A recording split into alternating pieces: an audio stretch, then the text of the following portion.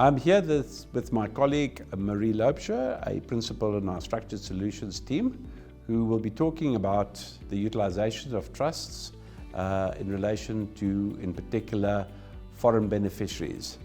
This has become a particularly topic of recent times, given the changes that were introduced on the 1st of March 2021 in relation to formerly immigrated or tax immigrated South African beneficiaries. In the past, foreign beneficiaries of South African trusts had some difficulty regarding the taxability or the ability to distribute those capital or revenue amounts that were available within the trusts. The question that arisen is, what has the impact been of these exchange control relaxations?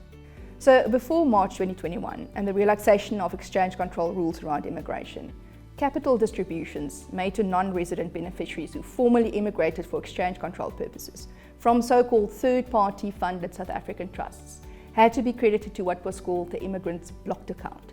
This was a requirement in terms of the exchange control regulations. And then such capital contributions would only be allowed to be transferred abroad following the death of the funder of the South African trust. So a third-party funded South African trust is where a family member other than the beneficiary funded the South African trust, for example, the father or the mother of an adult child.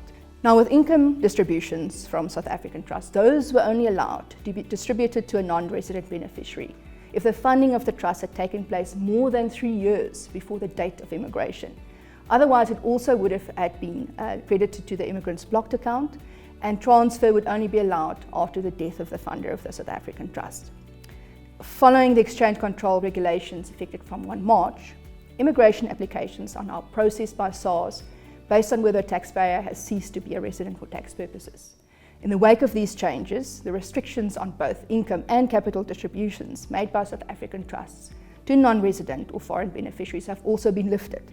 This is regardless of who funded the South African trust. So income and capital transfers may now be transferred freely abroad, although this is subject to the SARS tax compliance status or TCS process having been completed by the trustees of the trust.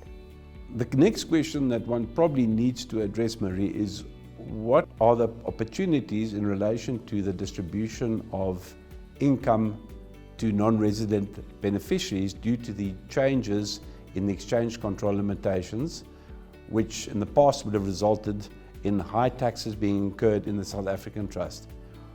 What are your thoughts on the consequences and the planning opportunities regarding these income distributions? So income distributions made to non-resident beneficiaries would result in such income not being taxed in a South African trust, but in the hands of the non-resident beneficiary. The foreign taxes that would then apply to the foreign beneficiary would depend on the beneficiary's jurisdiction, the applicable foreign tax laws and double tax agreements of that jurisdiction.